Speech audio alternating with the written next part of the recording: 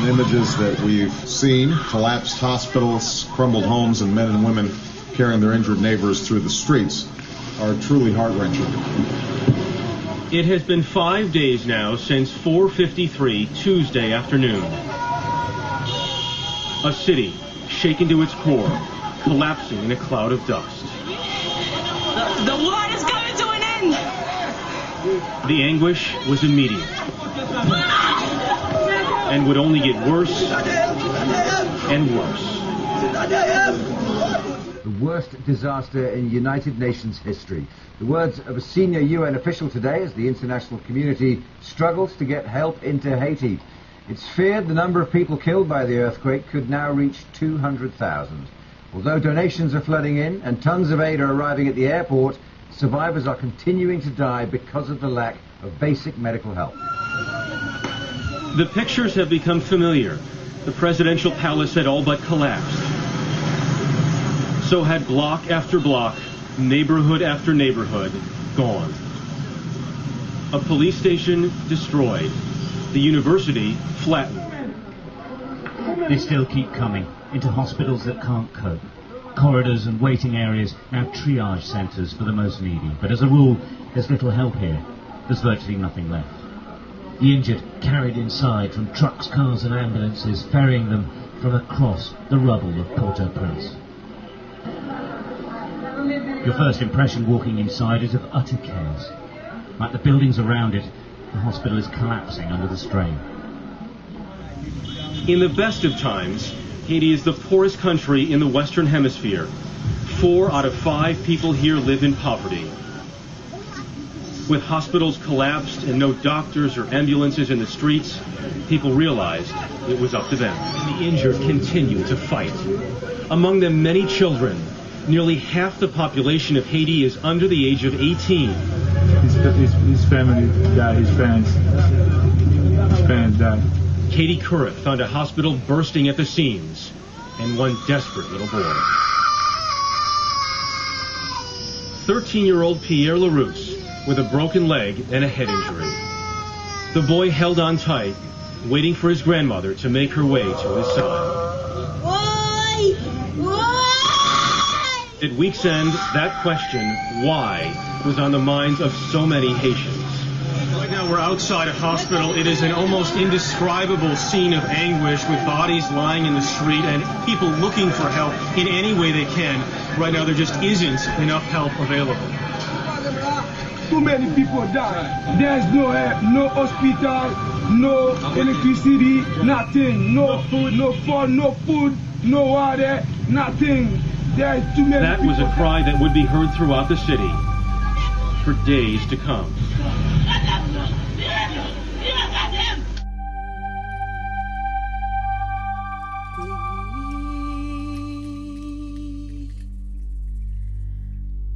Comme une maladie du ventre qui ne cesse de me ronger.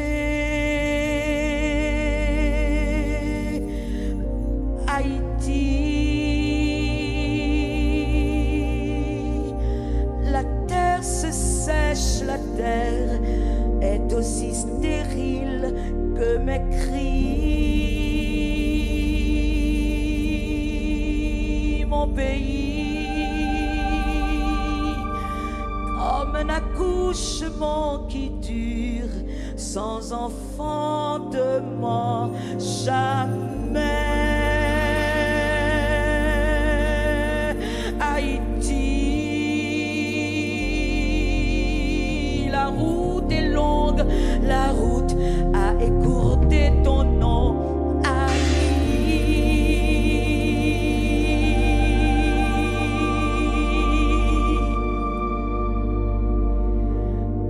Haïti, doublement meurtri par la haine et l'amour chéri.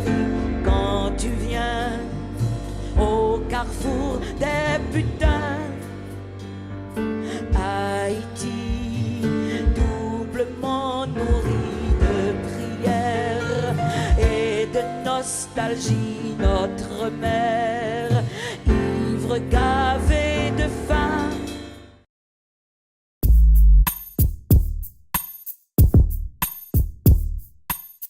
I was working an evening shift in the emergency room when Dr. Matt Turney asked me, "Do you have your passport yet?" He had just returned from the first medical mission to Haiti. He knew I was interested in going, and the next mission was in 7 weeks. I went to get my passport the next day. I was excited and nervous and hoping my nursing skills would be enough to recognize unfamiliar medical conditions.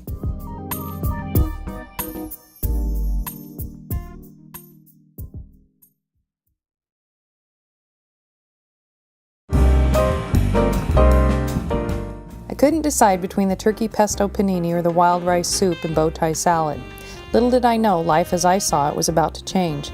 Dr. Rex Parsons walked by and we exchanged our usual banter we'd developed and appreciated over years of working together. "Hey Bob, I'm going back to Haiti in a couple weeks. You want to go?" A simple invite, that's all it took. Within less than 24 hours, I was the 6th member of the team committed and preparing for a journey of a lifetime.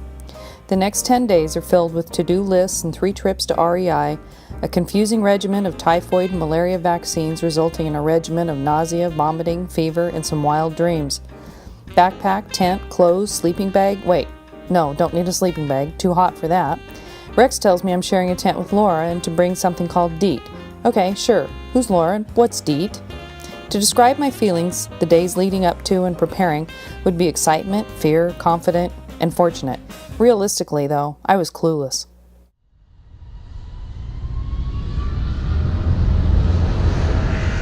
We had flown all night to arrive in Miami.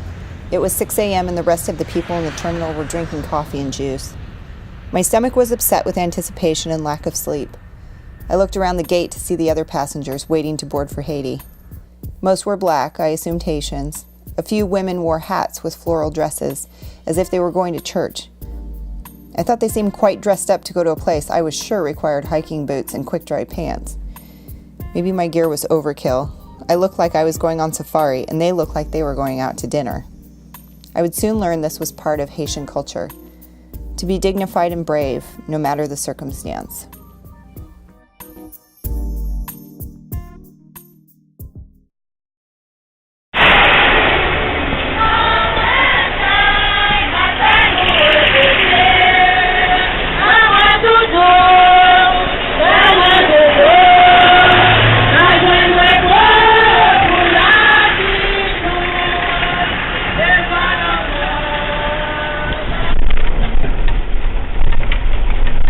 Look at that. Oh my goodness.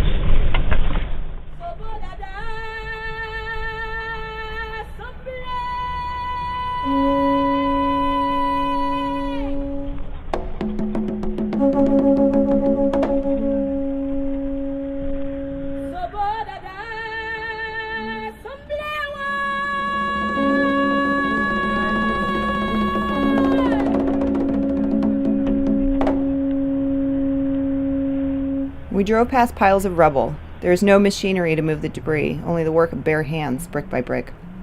I was overcome with emotion when I thought, these are graves. Whoever was in them when they fell is still in them. It became difficult to take pictures. Each one seemed worse than the last, and they just kept coming.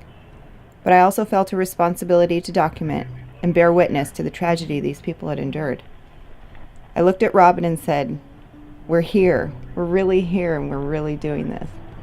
Yeah, we are.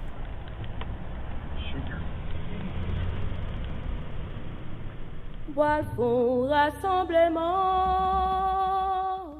pour me connaître ça crive famille moi en yewo. Bois font rassemblement pour me connaître ça crive vieux frère en yewo. Adieu vieux frère nous tomber nous déplosailles. Nous tête chargée, qui m'a connaît, par si la 3 fois pour moi, oui, en yé,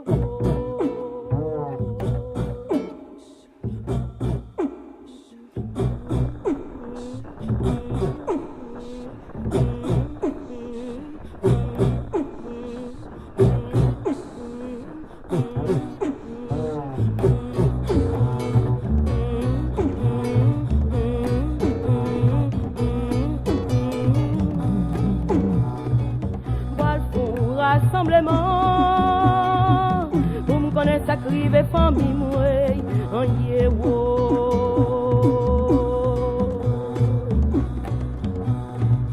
boile font rassemblement pour me connaît sa crive vieux fragno en yewo adieu vieux fragno nous tomber nous déplosaille nous décharger qui m'a connaît par si la toi pas pour moi oui en yewo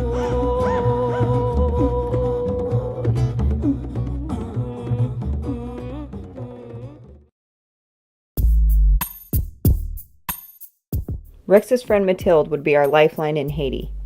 We would have been lost without her. Mathilde is the driving force behind the non-profit organization Haiti Community Support. She coordinated the mobile clinics in Port-au-Prince. She would be our driver, our host, our translator, our security guard.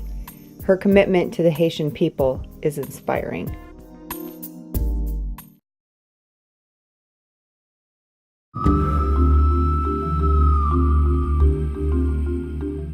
We made a right turn into the neighborhood of Bon Repos, meaning good rest. We stayed with Mathilde's sister Aliette and her family. There were a few tents in the yard. I thought these were from another medical team staying with them, but the family was still sleeping outside, fearing another earthquake. This is the house where we would eat dinners with the family, store and organize our medical supplies. We set up our tents and got to work bagging antibiotics, rehydration packs of salt and sugar, and vitamins for the mobile medical clinics. This became our nightly ritual, each night bagging more and more, but never meeting the demand the following day. The children helped us by labeling bags, proud to show their writing skills. The children were shy at first, but by the end of the week were climbing all over us. Kids are the same everywhere.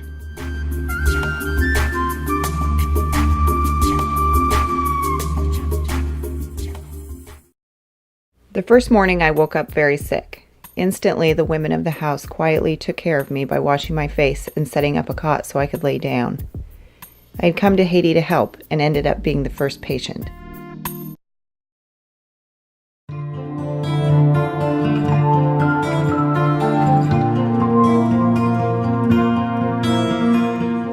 As we drove to our first clinic location, we saw what the media refers to as a tent city. There weren't very many tents. There were bed sheets tied to 6 and 7 foot wooden sticks creating cubicles. Laura, Larry, and Bill examined patients while Rex circulated for the more complex cases. I was surprised to see small children coming in alone and impressed at how carefully they'd listened to the instructions for the medications. Daryl and I ran the pharmacy, dispensing medications with translators giving verbal instructions in French. Almost everyone was treated for intestinal parasites and scabies as well as fungal infections. One of the most common complaints was I can't sleep and I have belly pain. These people were suffering from post-traumatic shock. We had no mental health services to offer except cough and cold medicine with Benadryl to help them sleep.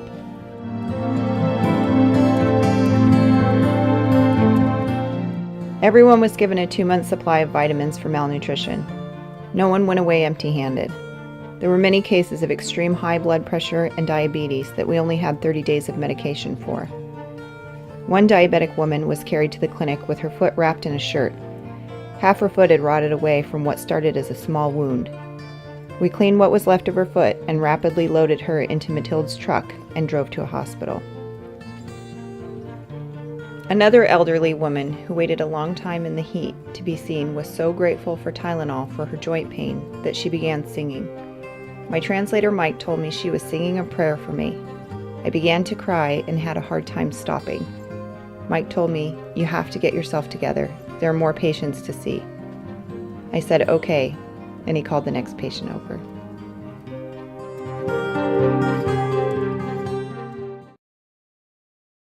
After a week of mobile clinics in Port-au-Prince, we split up. Laura headed to a remote village with Rex and Mathilde, and I stayed behind with the others to inventory and organize the remaining supplies.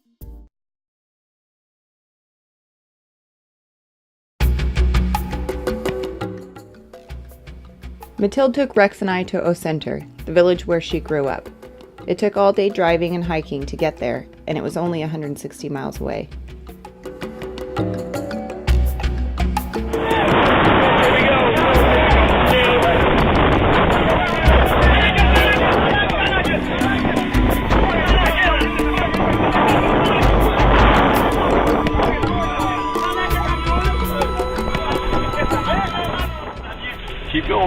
stop. Go high and don't stop.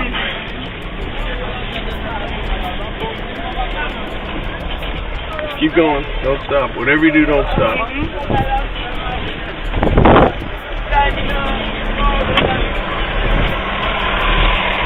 Keep the wheels pretty straight. Keep going. Keep going. There you go. Straight and steady. Just straight ahead. That's all you gotta do. That's good. You're there. I was happy to be out of the city. The lush surroundings, sounds of birds, and cheerful villagers were a welcome change from the constant buzz of survival in Port-au-Prince.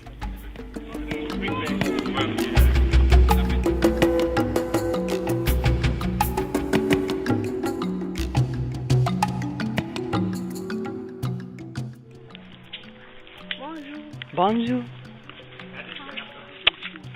Bonjour. Blanc. Comment on fait? Bonjour.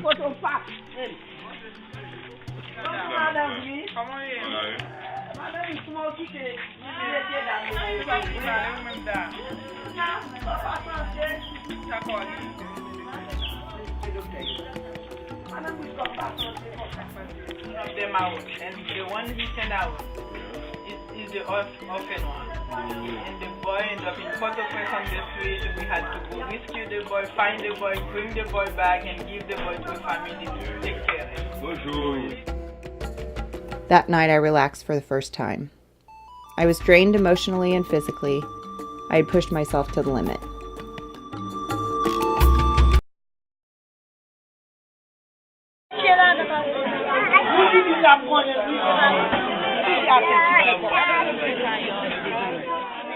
And the next morning, Rex and I saw roughly 200 patients. The sense of community was strong here. The villagers that had migrated to the city to find a better life now continued to return en masse, sick, injured, and hungry after the earthquake. What little resources were in place are now stretched even further. Neighbors helped each other, which allowed most to survive the challenge of daily life. One man we met had lost the use of his legs and had to depend on the rest of the village to get water and food. I was shocked at how long this man had survived in these conditions. In America, with physical therapy and crutches, he would be able to walk. His resilience was amazing.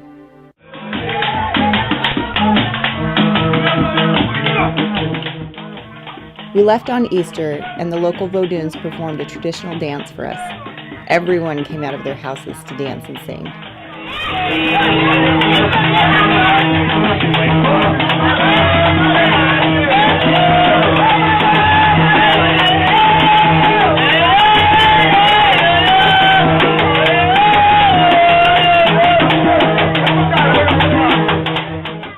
We stopped by a few houses visiting the elderly that could not come to the clinic the day before. We also got to see the school that the village had built last year. The villagers definitely understood that educating the children was the solution to improving their quality of life. The trail we walked down was completed last year. Every stone was laid by hand, a year-long community effort. I was humbled by the vision of this community. They had taken action to establish healthcare, education, and a growing economy.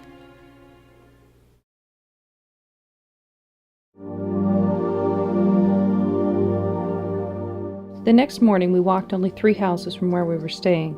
This community was different, was very controlled and ruled with a heavy hand. I don't know exactly how to describe it, other than it was evident that in order to live there, there was a price being paid. In a place where there was very little to be had, I could only imagine the price being paid. Women did not smile, children did not smile. People moved very orderly, and when they didn't, they were abruptly reprimanded. It was not like the other locations. At the end of the day, one man came. He did not have to wait in line like the others. The others didn't appear to respect him as much as they feared him. Ollie had arrived within minutes and suddenly said it was time to go. This was the only day I was glad it was time to pack up and leave the area.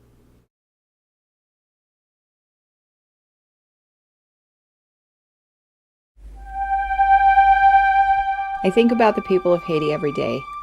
I wish that we had more time and supplies. I never felt like what we did was a drop in the bucket. I knew I could help the person right in front of me, and that's all I could do. I had to tell myself that this person was getting more than they would have if I wasn't there. The earthquake not only shook me down to Haiti, but shook me to my core as a person. I tried to be brave, but I hope someday to be Haitian strong.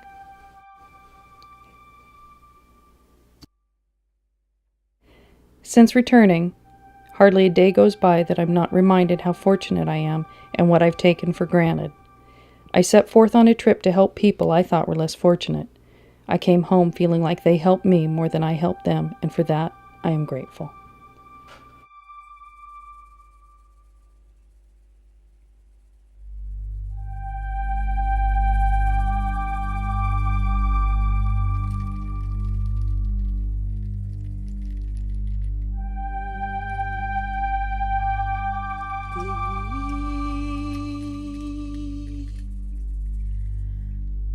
Comme une maladie du ventre qui ne cesse de me ronger.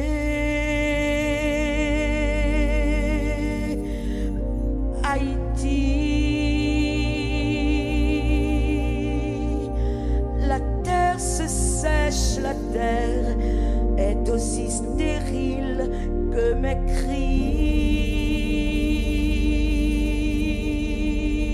Mon pays, comme un accouchement qui dure sans enfantement jamais. Haïti, la route est longue, la route a écourté ton nom.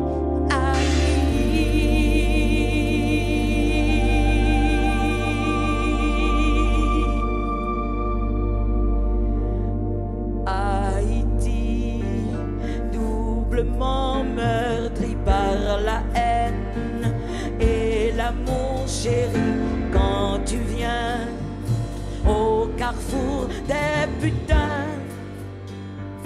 Haïti, doublement nourri de prières et de nostalgie, notre mère, ivre gavé de faim.